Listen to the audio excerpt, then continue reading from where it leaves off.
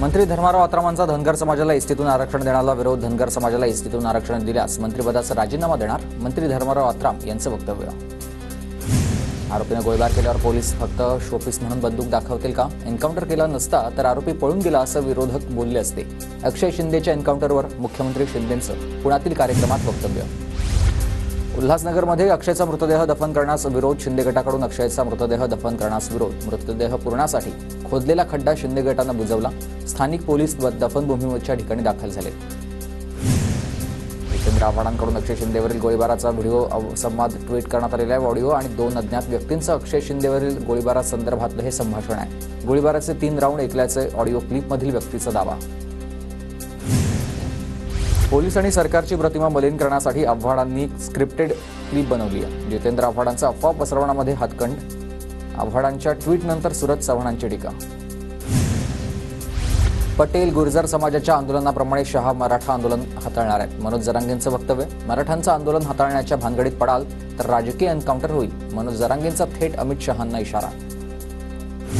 ठाकरे गटाचा दसरा मेळावा शिवाजी पार्कवर होणार. या आठवड्यामध्ये परवानगी मिळणार असल्याची सूत्रांची माहिती. तर शिंदे गटाचा दसरा मेळावा बीकेसी किंवा आझाद मैदानावर होण्याची शक्यता. एकनाथ शिंदेंनी गुजरातमध्ये दसरा मेळावा घ्यावा. शिंदेंना महाराष्ट्रात दसरा मेळावा घेण्याचा नैतिक अधिकार नाही. संजय राऊतांचा शिंदे गटाच्या दसरा मेळाव्यावरून टीका. ठाकरे गटानं भेंडी बाजारमध्ये दसरा मेळावा घ्यावा. शिंदे गटाचे नेते संजय निरुपम यांची संजय राऊतांच्या विधानानंतर ठाकरे गटावर टीका. मराठा समाजाला आरक्षण मिळणं महत्त्वाचं. कोणत्याही पद्धतीनं संधी मिळाली पाहिजे. मनोज जरांगेंची मागणी योग्य आहे का, या प्रश्नावर बाळासाहेब थोरातांचं वक्तव्य. पंतप्रधान मोदींच्या हस्ते मेट्रोचं ऑनलाईन उद्घाटन. मोदींकडून पुणे मेट्रोला हिरवा झेंडा. कार्यक्रमाला शिंदे, फडणवीस, अजित पवारांची उपस्थिती. महाराष्ट्राला नव्या संकल्पासह मोठ्या पक्षाची गरज आहे. पुण्यात लोकसंख्या वाढतीये, त्यामुळे शहराची क्षमताही वाढली पाहिजे. पंतप्रधान मोदींचं वक्तव्य.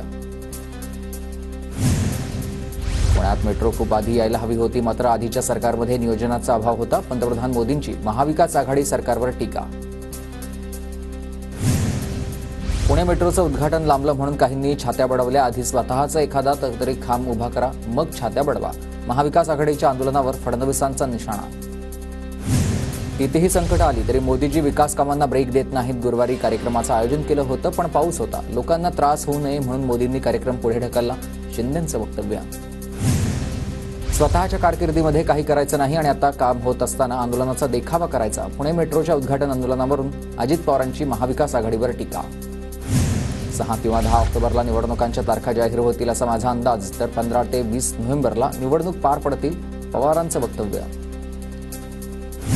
मवियात संजय राऊत, नाना पटोले, जयंत पाटलांना उमेदवार निवडीचा अधिकार. शरद पवारांची माहिती. मुख्यमंत्र्यांच्या वर्षा निवासस्थानी रात्री महायुतीची 5 तास चर्चा. बैठकीतील 200 ते 225 जागांवर सहमती. सूत्रांची माहिती. निवडणूक आयोगाच्या आढाव्यानंतर घडामोडींना वेग. नोव्हेंबरमध्ये विधानसभा निवडणुका होतील. जनतेचा आशीर्वाद ज्यांच्या पाठीशी त्यांचं कल्याण होणार. फडणवीसांचं वक्तव्य.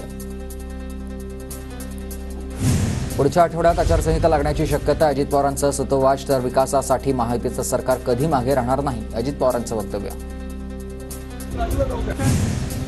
रोहितची पहिली 5 वर्ष कर्जत जामखेडच्या सेवेसाठी, आता येणारी 5 वर्ष महाराष्ट्राच्या सेवेसाठी असतील. पवारांकडून रोहित पवारांच्या मंत्रिपदाचे संकेत.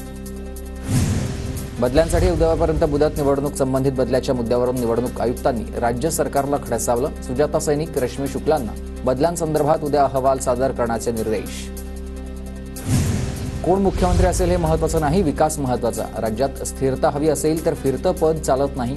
मुख्यमंत्रीपद तिन्ही पक्षांना वाटून देण्याच्या चर्चांवर केसरकरांची प्रतिक्रिया. महायुतीमध्ये विरोधी पक्षनेता कोण असेल हे फडणवीसांनी ठरवावं. काँग्रेस नेते बाळासाहेब थोरात यांचा फडणवीसांना सल्ला. 150 जागांवर एकमत. लवकरच जागावाटपाचा फॉर्म्युला ठरेल. थोरातांची माहिती. पितृपक्षानंतर जागावाटपाची चर्चा होईल. चर्चेनंतर बऱ्याचशा गोष्टी फायनल होतील. महाविकास आघाडीच्या जागावाटपाबाबत जयंत पाटील यांचं वक्तव्य. आनंद दिघे मोठे होणं कोणाला आवडत नव्हतं. एकाच माणसावर संशयाची सुई. भाजप आमदार नितेश राणेंचं वक्तव्य.